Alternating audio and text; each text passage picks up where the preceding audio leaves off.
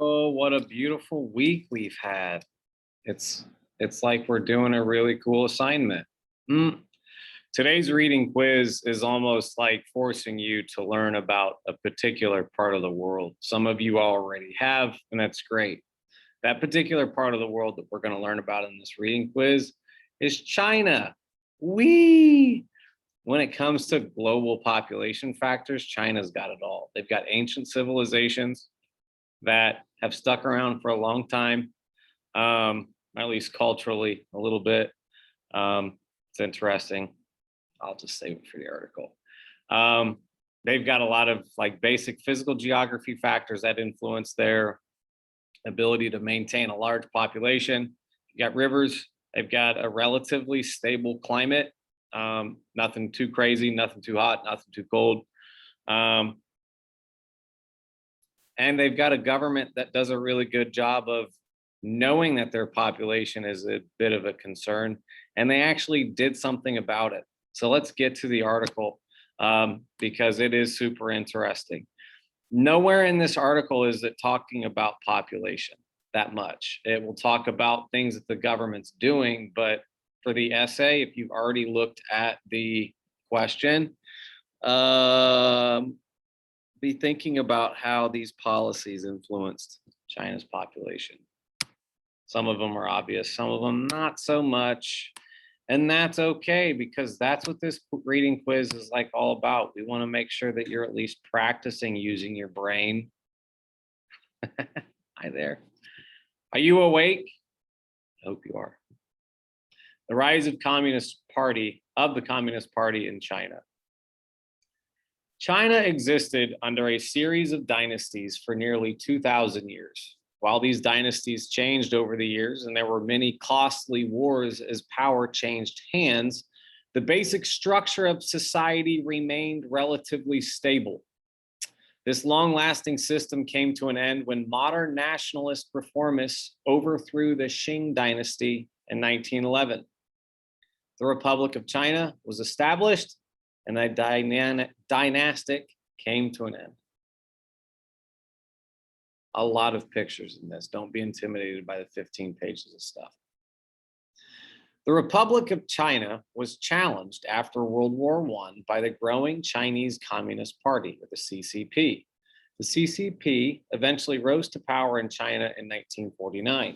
Since then, China has become one of the last remaining communist countries. The CCP controls both Chinese politics and culture. To understand modern China, therefore, one must understand the party itself. Democratic centralism. The CCP is officially organized on the principle of democratic centralism, where the party discusses an issue thoroughly before voting on it. After voting, the side that loses is expected to abide by the majority decision without further conflict or discussion. The Russian political theorist Vladimir Lenin, who proposed the principle, described democratic centralism as freedom of discussion, unity of action. Since democratic centralism keeps power in the hands of the majority, the party leader is also the country's leader. Currently, Xi Jinping is both the general secretary of the CCP and the president of the People's Republic of China. This means that the CCP works hand in hand with the government. There he is. Hello there. That's Xi Jinping. That's the current leader of China. Hello. Founding and early history, 1921 to 1927. World War I ended. An anti-imperialist movement arose in China. The Treaty of Versailles offered the coastal Shandong region to Japan rather than China. To many Chinese, this seemed unfair to China. This sparked demonstrations and the birth of the CCP. The CCP started small, with only 50 members in its first meeting in 1921. They called for the establishment of a communist party associated with Communist International, an international organization that advocated world communism. While the CCP was just getting started, the Kuomintang, or the KMT party, was in power at the time in China. Chiang Kai-shek became the leader of the KMT in 1925 and saw the new communist group as a threat to his power. He marched on Shanghai, a city controlled by communist militias, and massacred 5,000 people, even though they welcomed him when he arrived. That May, tens of thousands of communists and their sympathizers across China were killed by KMT. This began a long conflict between the KMT and the CCP. Chinese Civil War and World War II, 1927 to 1949.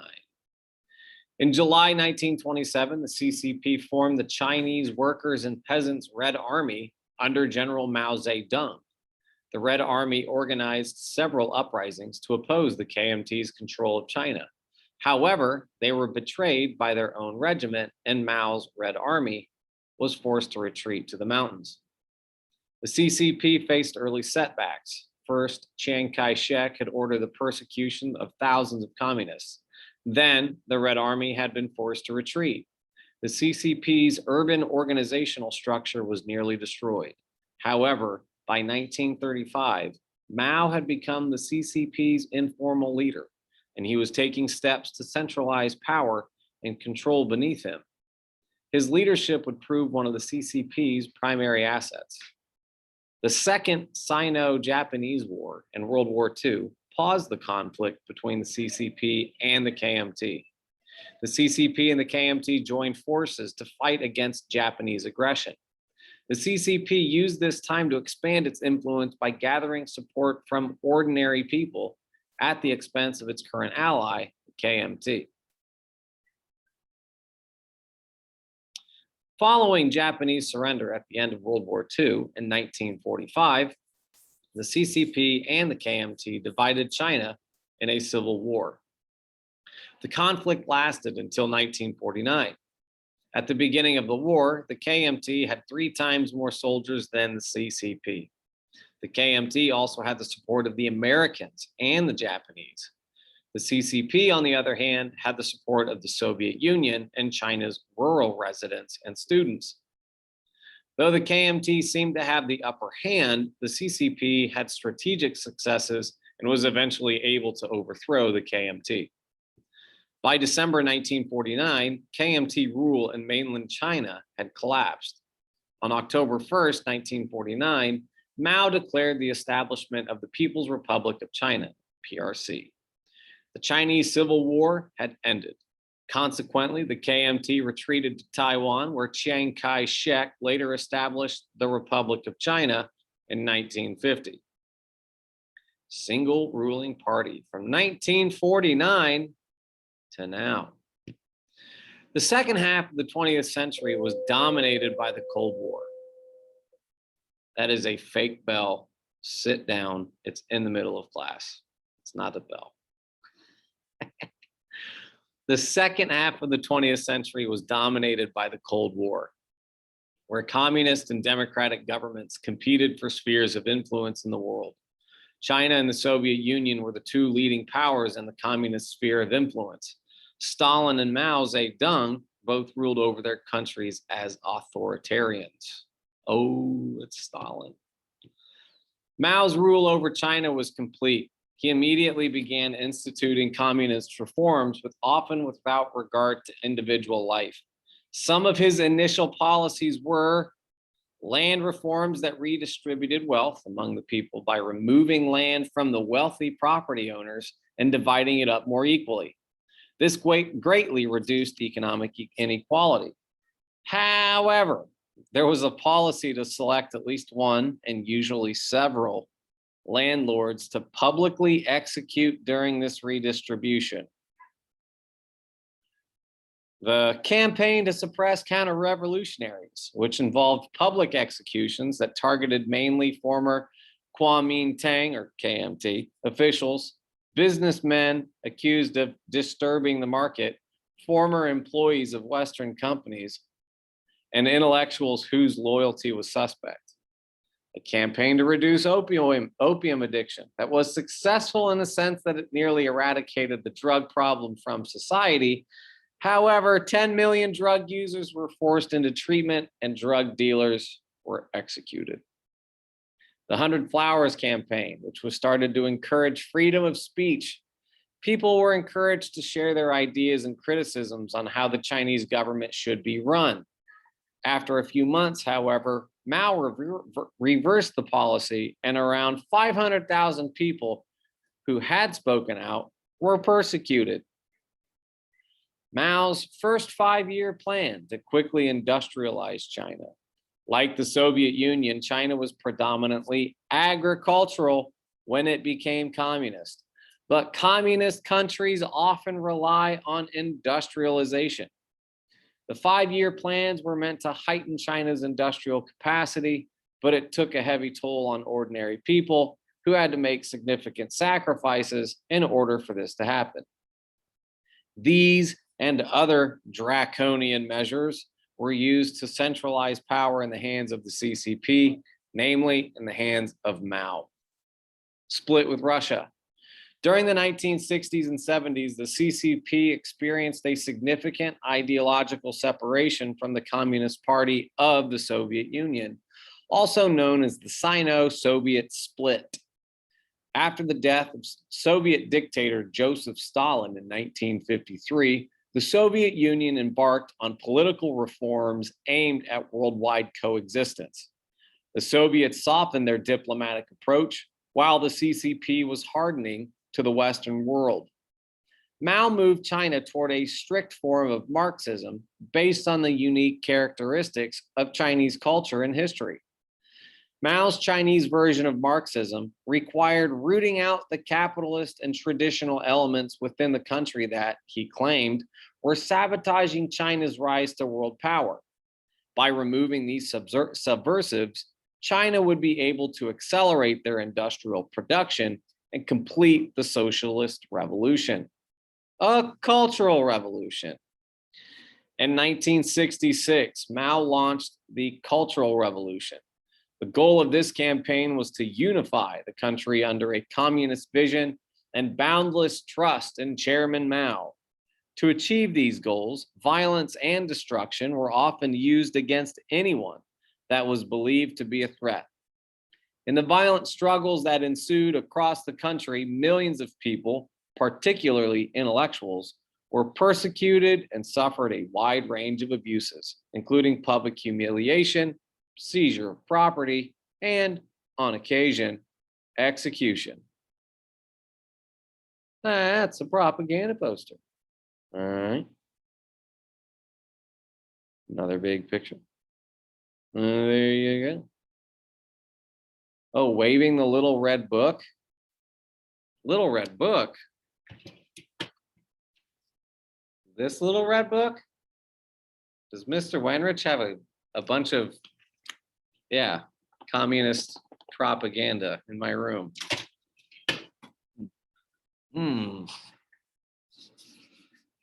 Free speech. Relax. If you want to see it right now, just ask me to get it out and I'll get it out. All right, back to it. Urban youth were forcibly displaced to rural areas as part of the campaign to accelerate food production during the Down to the Countryside movement. Historical artifacts were destroyed and cultural sites were ransacked as Mao attempted to eliminate traditional elements of Chinese society. The remains of previous emperors of China were even removed from their graves and burned. Whoa.